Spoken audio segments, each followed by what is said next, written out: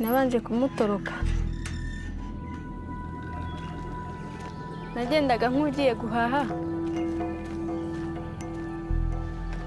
Navugaga ati naramuka bimenye ntanabimubwiye ntabwo ari bubyakire neza, ntari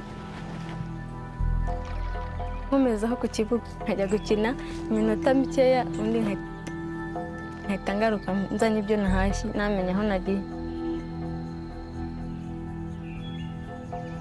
Chantal Mukanahari is 39, a mother of 3, and the wife of a pastor. Until a few years ago, she was like most women in the Rwandan village of Rinkwavu. Undi nabaga ndi mu rugo, ndi mu mirimo, nkahinga igitondo nkahinga n'ikigoroba.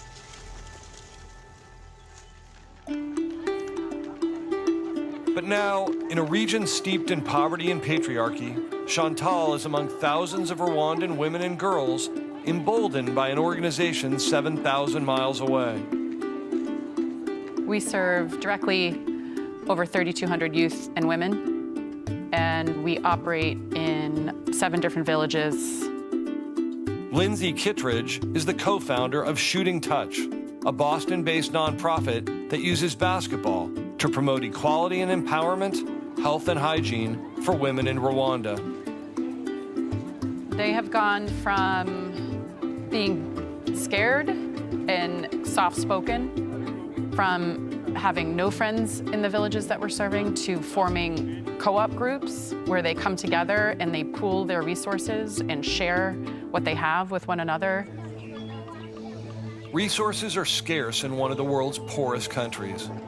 Nearly 85% of Rwandans live in rural areas, often having to walk miles for food and water. But in many ways, Rwanda is most defined by a civil war that shocked the world 30 years ago. The savagery in Rwanda is turning out to be far worse than anyone had imagined. A UN official there describes the continuing slaughter of civilians as barbaric. Neighbors killed neighbors. Friends killed friends. Family members killed family members. Hundreds of thousands of women were raped. The genocide took 800,000 lives in just 100 days. Sibde yantwaye imiryango, hari inshuti twari dufite, hari papa, hari n'abasaza banje, n'abamarume, n'abasogokuru, sogokuru byara mama, sogokuru byara papa, bose barapfuye. The majority of the dead were men and boys. And yet life, especially in the villages, remained very much male-dominated. We knew that there was a need, a huge demographic of youth and women left to serve and help, where 87% of the population at the time was under the age of 25. In 2012, Shooting Touch brought basketball to the women of Rinkwavu. Chantal was intrigued, but she had one major concern: her husband. Yarazi ko nabimubuza. Duhishaga kubera ko ntago byari bimenyerewe ko abadamu bajya gukina basket. Ntangira gukina ntago bifashe neza, yabonaga ko ari nk'uburara. So he said no? Yeah. It wasn't just men who had a problem with women playing basketball.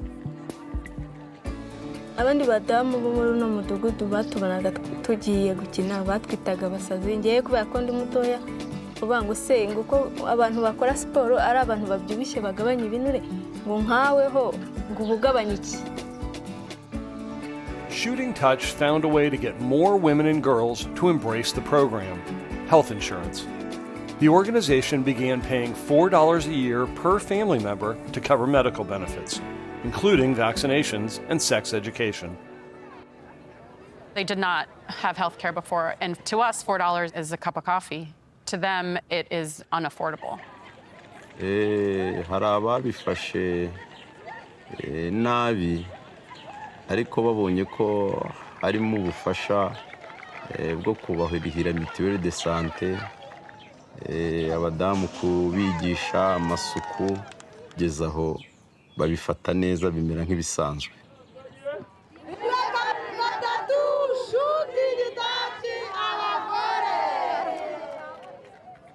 To see their husbands supporting them on the sideline has been astounding and shifted gender norms in a culture that obviously has got a long way to go in terms of equality.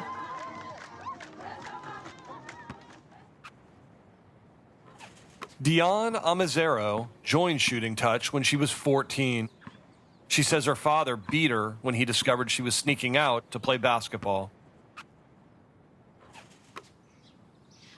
Papa ubundi agira ikintu cyo aho yagufatiraga ahita agakuramo umukandara, nicyo kintu yakundaga gukoresha.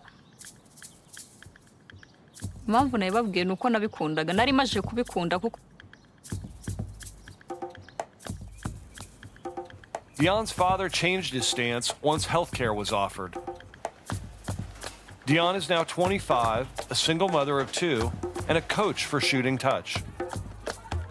ubuzima bwanjye narahura na Shooting Touch, navuga ko bwari ubuzima bwuzuyemo kuba umuntu atifitiye icyizere. Niba nshobora kuba mfite ubushobozi bwo kujya imbere y'abagore 300 nkavuga, nkajya imbere y'abana 100 nkavuga, imbere y'abakobwa tungana ndetse n'abandi utankavuga, ni ikintu kigaragaza cyane ko nakirishayi nta soni nyigira.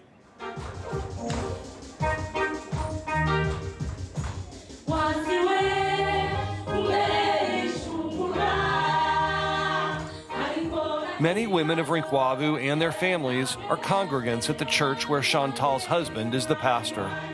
Every Sunday, they gather for hours to give thanks.